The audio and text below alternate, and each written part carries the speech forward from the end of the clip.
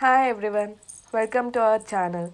I am Yogita, studying MBBS in Sri Padmavati Medical College, SWIMS University, Tirupati. Today let's discuss some important problems from Solutions chapter.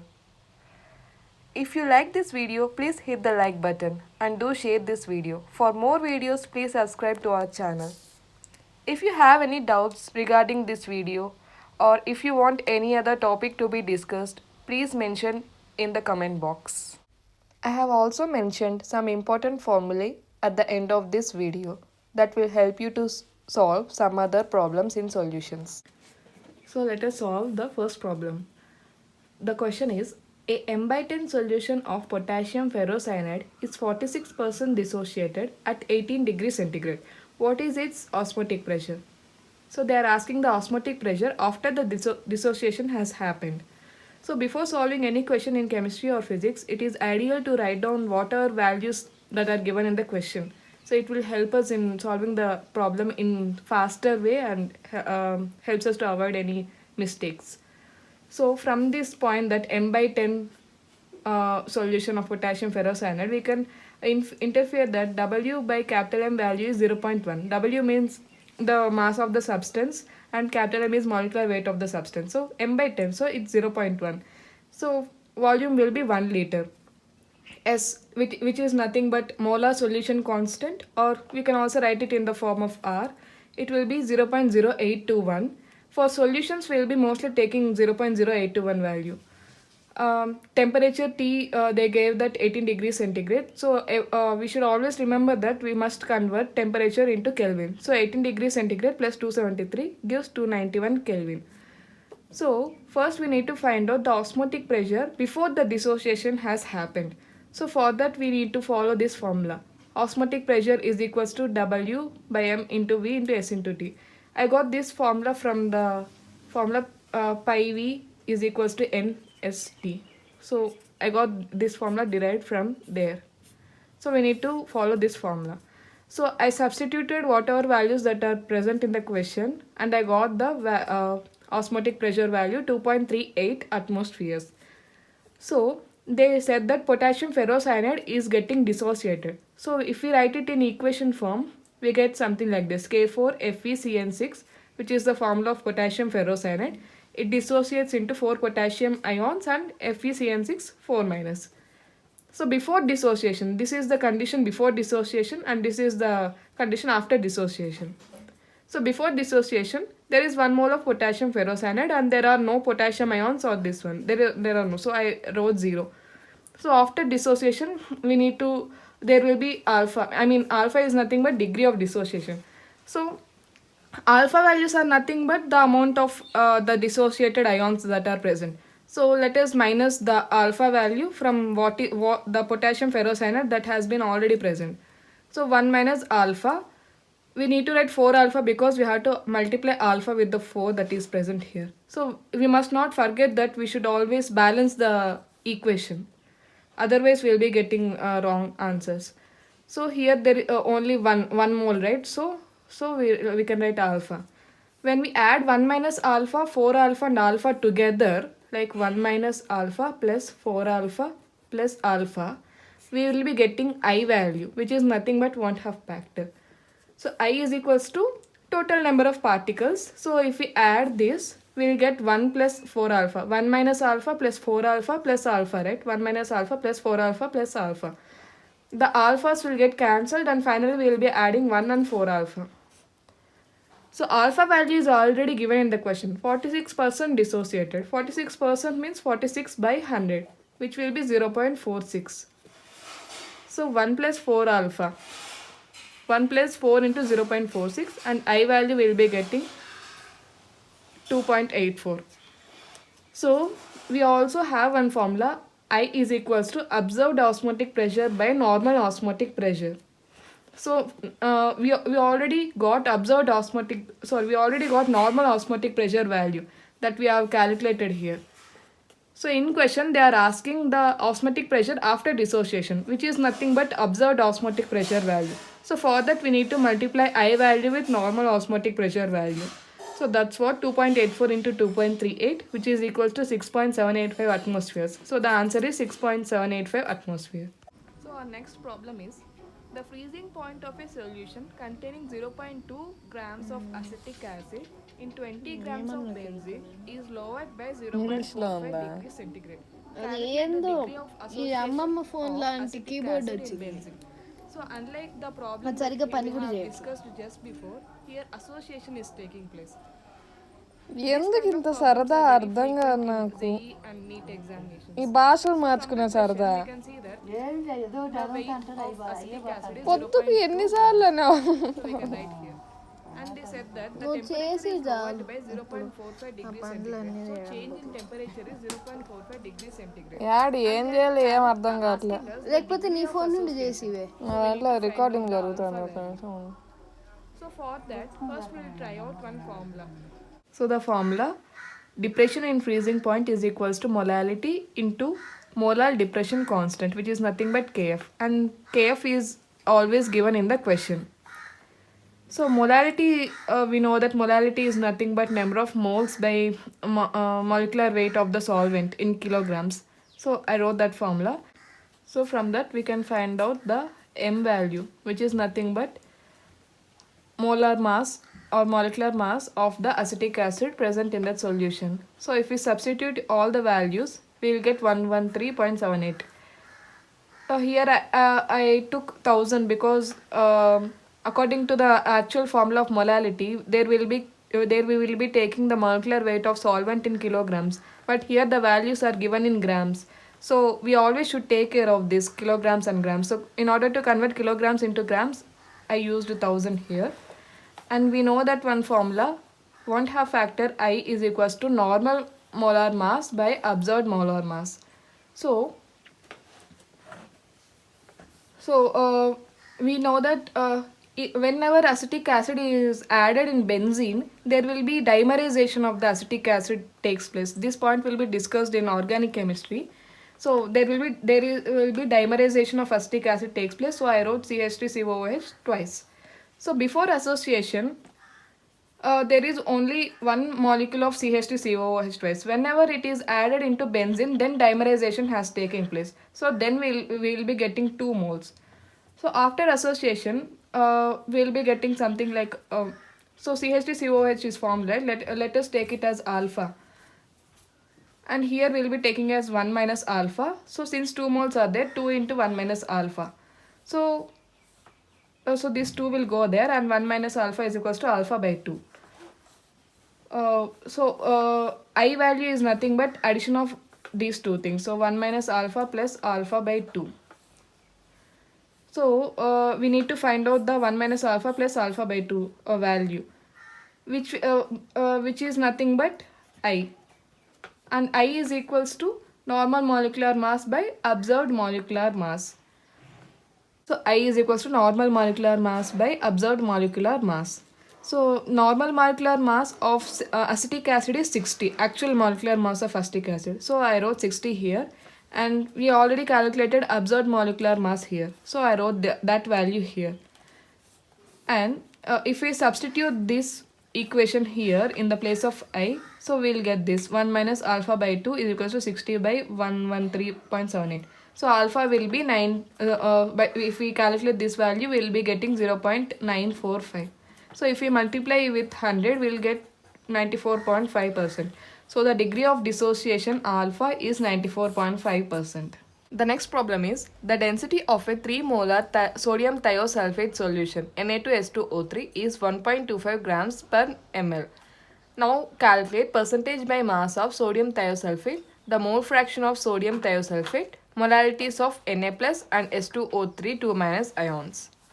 So what are the values that are given in the question? Density. Density is 1.25 grams per ml. And number of moles, they gave that it is 3 molar solution. So 3 molar solution of Na2S2O3. So our first question is calculate the percentage by mass of sodium thiosulfate solution. So for that, first we need to find out what is the mass of 1000 ml of Na2S2O3. In question, that is with density, we can interfere that 1 ml solution weight is 1.25 grams. Then what is the 1 ml solution mass is 1.25 grams. Then what is the mass of 1000 ml of solution? So if we cross multiply it, we'll get that the mass of 1000 ml of Na2H2O3 solution is 1250 grams. Now we calculated the mass of 1000 ml of Na2H2O3, but now we have to calculate how much mass of Na2H2O3 is present in the 1000 ml of solution. Okay, so for that we need 1000 ml of solution, but in question it is mentioned that the solution is 3 molar, right? So we need to multiply the molecular mass of Na2H2O3 into 3. The molecular mass of Na2H2O3 is 158. If we multiply it with 3, we will get that it is 474. So now this value is nothing but the amount of Na2H2O3 which is present in the 1000 ml of the solution. So now we can calculate the percentage by mass of sodium thiosulfate. It is simple. 474. The amount of Na2H2O3 which is present in 1000 ml of the solution, 474, by actual mass of 1000 ml of the solution. 474 by 1250 into 100. We need to do multiplied by 100 because they are asking the percentage, right? So we need to divide this, and if we multiply it with 100, we will get a value. Calculation of percentage by mass of sodium thiosulfate can also be done in alternative method by using this simple formula. Capital M is equals to X into D into 10 by Ma. Capital M is nothing but number of moles, X is mass percentage, T is density into 10, by Ma is nothing but molecular weight of the substance, that is thiosulfate or any other thing. So if we substitute all those values and if we multiply, we'll get the answer. X is equals to 37.92. So going to the second question they asked the mole fraction of sodium thiosulfate.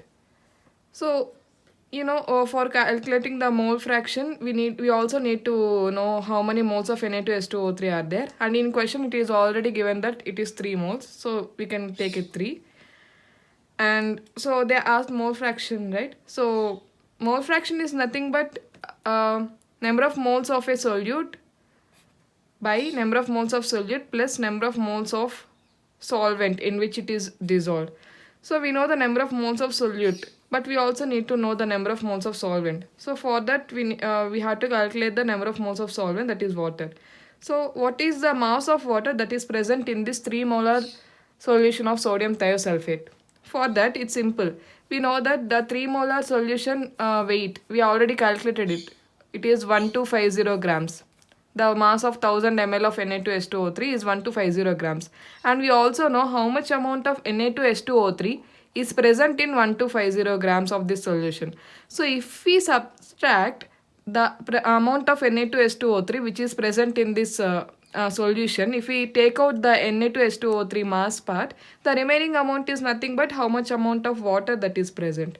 So that's what I did here. I subtracted 1250. I subtracted 474 from 1250, and the resulting thing is 776, which is nothing but the mass of the water. Now we need to calculate how many moles of water that is present. So moles is nothing but the amount of substance that is present there divided by its actual molecular weight, right? So I just divided 776 with 18 and I got 43.1.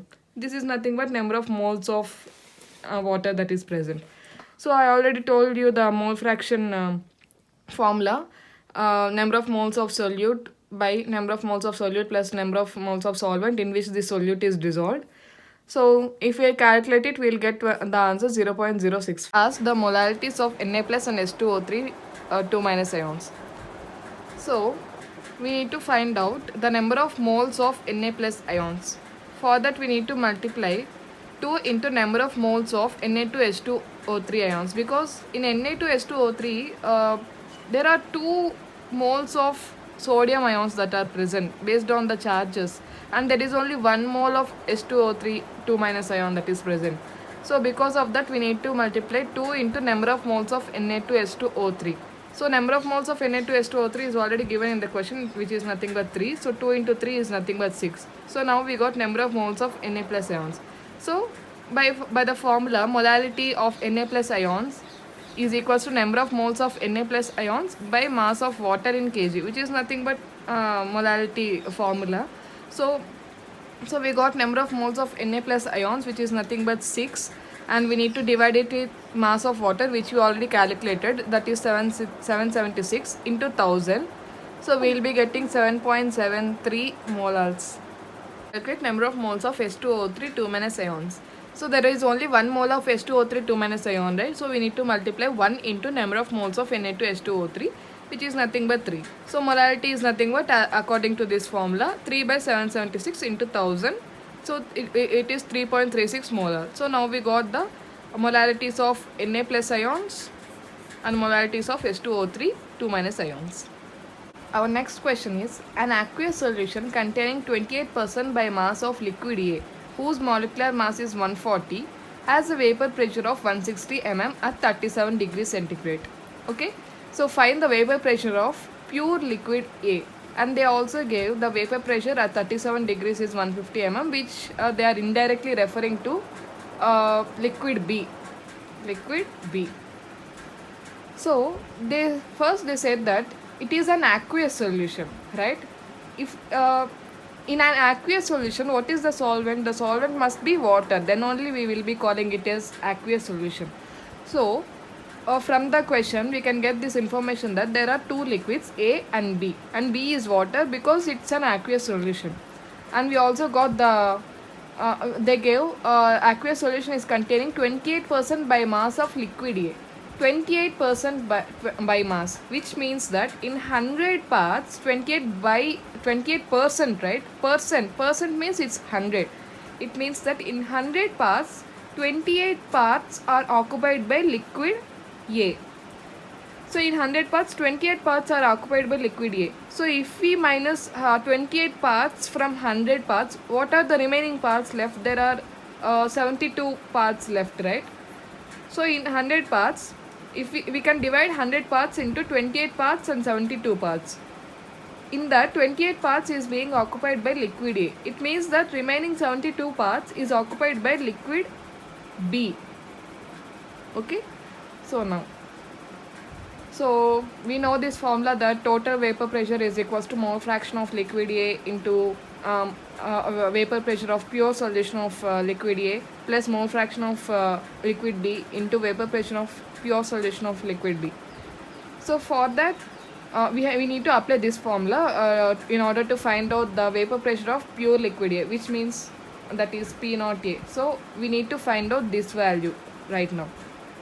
So for that we need to calculate the number of moles of A.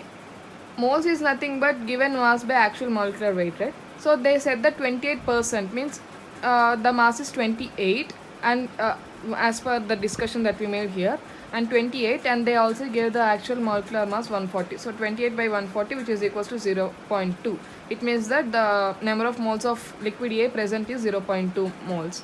Now we need to calculate number of moles of liquid B. We know that water mass is actual molecular weight is 18, and we also know that from the discussion that we made here, 72 parts of water is being present in that aqueous solution. So 72 by 18 is equals to 4.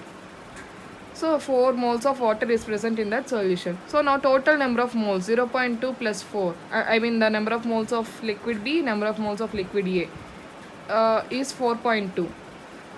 They also gave the aqueous solution has a vapor pressure of 160 mm, which means that the total vapor pressure is 160 mm. P total is 160 mm, and they indirectly gave the vapor pressure of pure solution of liquid B is 150 mm. So P naught B, which is 150 mm, we need to find out P naught A, and we know the mole fraction of A. We can calculate mole fraction of A from the number of moles of A and B. We already calculated here. So we can get the mole fraction of A, mole fraction of B. We know P naught B value, we know P total value. If we substitute all those values like this, we can get P naught A value, which is 360.15 mm. The next question is, the vapor pressure of pure benzene at a certain temperature is 640 mm Hg. A non-volatile solid weighing 2.175 gram is added to 39.0 grams of benzene.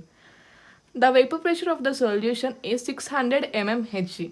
What is the molecular mass of the solid substance? they are asking the molecular mass of solid substance which is added to benzene. So from the question we get this value that P naught, which is nothing but vapor pressure of the pure solvent. P naught means vapor pressure of pure solvent. Here the pure solvent is nothing but pure benzene, whose vapor pressure is 640 mmHg. So P naught is 640 mmHg and vapor pressure of the solution PS is 600 mmHg. So here we will be applying the formula according to Raoult's law. P naught minus PS by P naught, which is equals to N by small n plus capital N. Small n is nothing but number of moles of the solute, and capital N is nothing but number of moles of the solvent. So we know that molecular weight of benzene is 78 and we need to find out the molecular weight of the solid now. So number of moles of the solute, that is the solid, this volatile solid, non-volatile solid, is number of moles is nothing but they already gave that the mass is 2.175 grams. So we can write 2.175 by molecular weight of the solid, which we have to find out. And capital N, which is nothing but number of moles of benzene, is they gave 39 grams of benzene, right? So we can write the mass 39 and molecular weight 78, which is nothing but 0.5. So the number of moles of benzene is 0.5. So we got capital N value, we know P naught value, we know PS value, and we also know this P naught value. So we have all these values. We have to substitute that here. So we'll be getting this M, right, from here. And we need to solve the equation and get the small m value, which is nothing but 65.25 grams. Okay. So the molecular mass of the solid substance is 65.25 grams. And the next question, this is very simple sum. So what happens during exams like NEET and JEE is we get habituated to solving big sums by using big formulas and all. But sometimes they give some questions, some simple questions very trickily. And we always be in a mind of solving the question in a complex way. And we usually forget that we can also solve some questions in some very easy ways. So for that, we should not neglect small problems and we should not be in a mood to solve only big problems. So we should also solve some small problems because every question teaches us something in some way. So the next question is, what is the volume of solution containing 1 gram mole of sugar that will give rise to an osmotic pressure of 1 atmosphere at 0 degrees centigrade? So from the question we can see that they gave temperature, which is nothing but 273 Kelvin, that is 0 degrees centigrade. We had to convert it into Kelvin, 273 Kelvin. And they also gave number of moles. See here, 1 gram mole. So number of moles is 1. And pressure, they said that it will give rise to an osmotic pressure of 1 atmosphere. So P is 1 atm. So here we will be applying very simple formula. PV is equals to NST. And here they asked what is the volume of solution, right? So it means that we need to find out V value. We have P value, N value, S value, T value. S value is nothing but 0.0821. So if you substitute all those values, we will be getting 22.4 liters. The next problem is, a solution of a non-volatile solute in water has a boiling point of 375.3 Kelvin. Calculate the vapor pressure of the water above the solution at 338 Kelvin given T0, that is the vapor pressure of pure water is 0.2467 atmospheres at 338 Kelvin and Kb for water is 0.52. So we know that the boiling point of water is 100 degrees centigrade, and in order to convert it into Kelvin we need to add 273.15. So we will be getting the boiling point of water as 373.15 Kelvin. So given the change in the boiling point, that is the elevation in the boiling point is 375.3, which is actually given here. That is, after adding non-volatile solute in the water, the boiling point has elevated to 375.3 Kelvin. So 375.3 minus actual boiling point of water 373.15 Kelvin, which gives the delta TB value 2.15 Kelvin. So we know the formula, delta TB is equals to molality into Kb. So if we substitute the values, we will be getting molality, which is nothing but 4.135. This literally means that 4.135 moles of solute is present in 1000 grams of water, because by the formula of molality we can see that in the denominator we will be writing the weight of solute in kilograms, right? So here we are getting molality is nothing but 4.135. So it means that 4.135 moles of solute is present in 1 kg of water or 1000 grams of water. So now we have to calculate number of moles of water, which is nothing but how we will be calculating number of moles. That is nothing but by taking the weight of the water and actual molecular weight of the water. So the weight of the water is 1000 grams.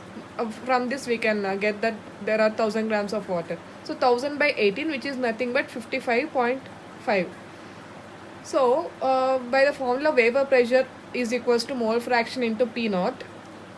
So we can calculate the vapor pressure of the water, which is actually asked in the question. So mole fraction is nothing but number of moles of water by number of moles of the solute plus number of moles of the water, which is nothing but mole fraction formula, into P naught value, which is already given in the question. So if we multiply it, we will be getting the vapor pressure of water, which is nothing but 0.23 atmospheres. Our next problem is, there is Ki, that is potassium iodide and sucrose solution with 0.1 molar concentration. So the concentration is 0.1 molar. If the osmotic pressure of Ki and sucrose solution is 0.465 atmospheres and 0.245 atmospheres respectively, then find the Van 't Hoff factor of Ki and its degree of dissociation, which is nothing but alpha value. So first, let us discuss about Ki solution. We need to use the formula pi is equals to ICRT, where pi is nothing but osmotic pressure. So for potassium iodide solution, they already gave the osmotic pressure value, which is nothing but 0.465 atmosphere. So we can write that value here. And Van 't Hoff factor into C is nothing but concentration. So they already gave the concentration as 0.1 molar.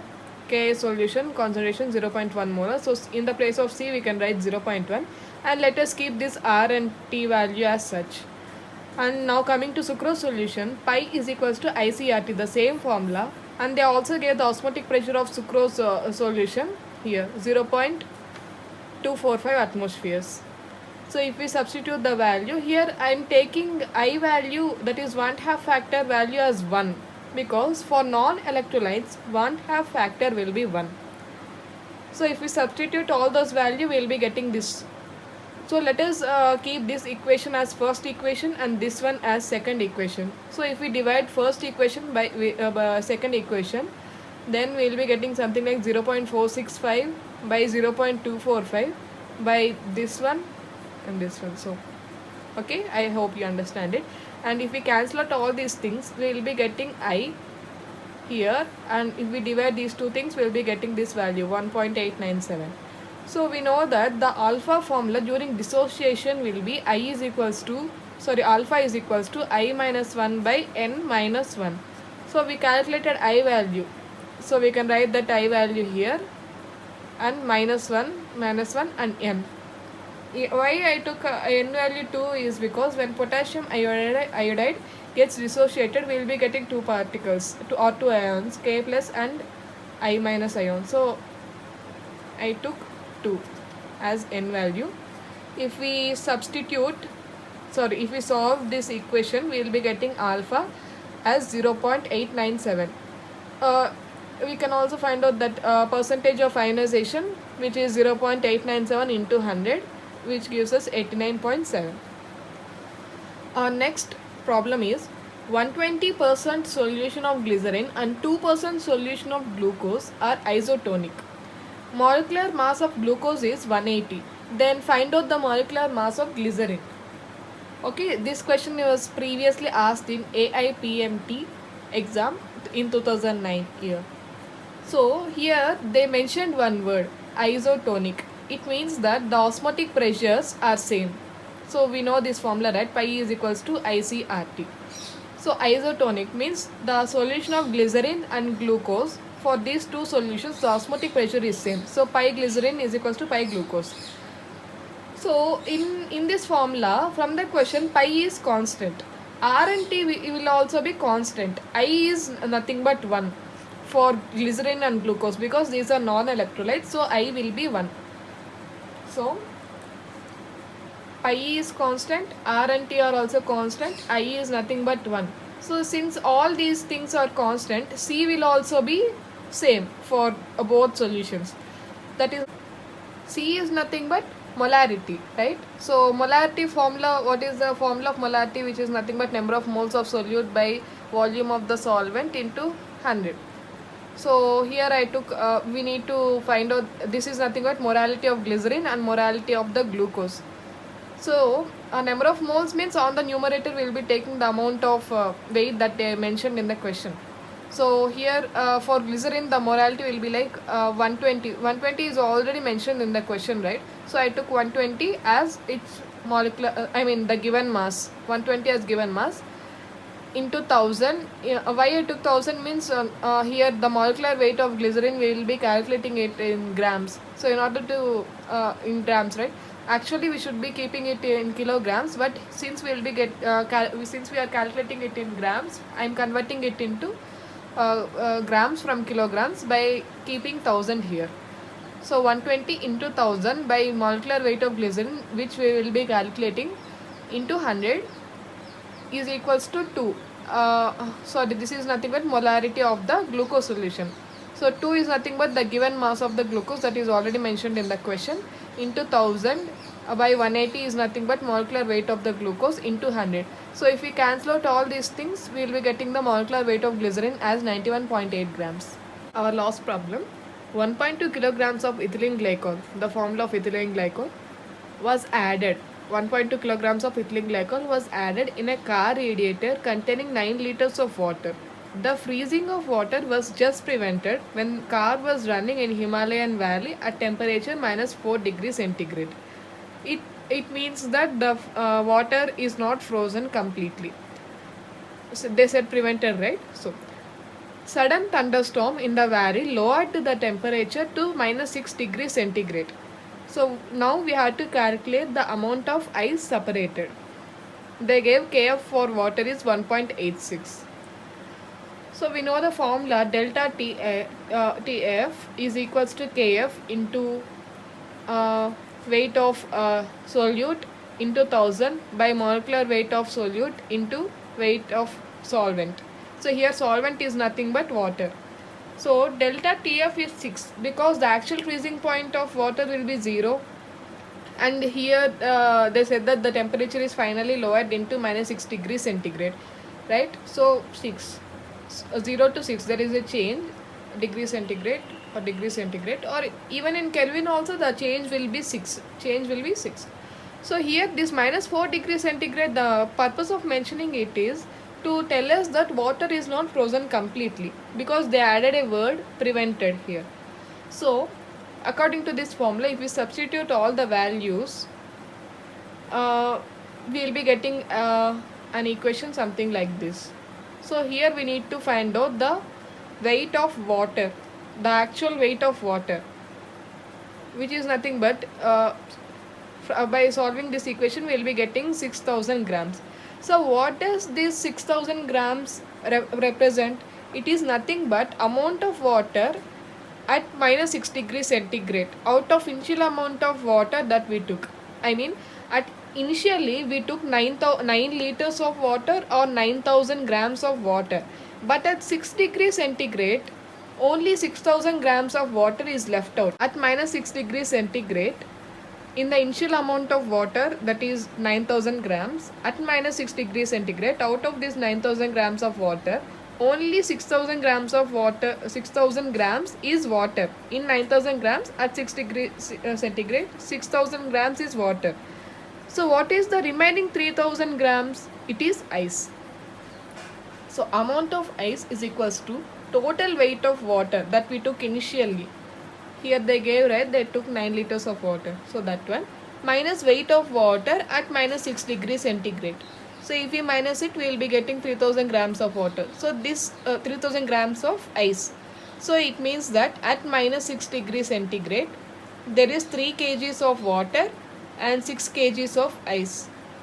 and if we add it, we'll be getting 9 kgs, which is nothing but the amount of water that they took initially in the car radiator.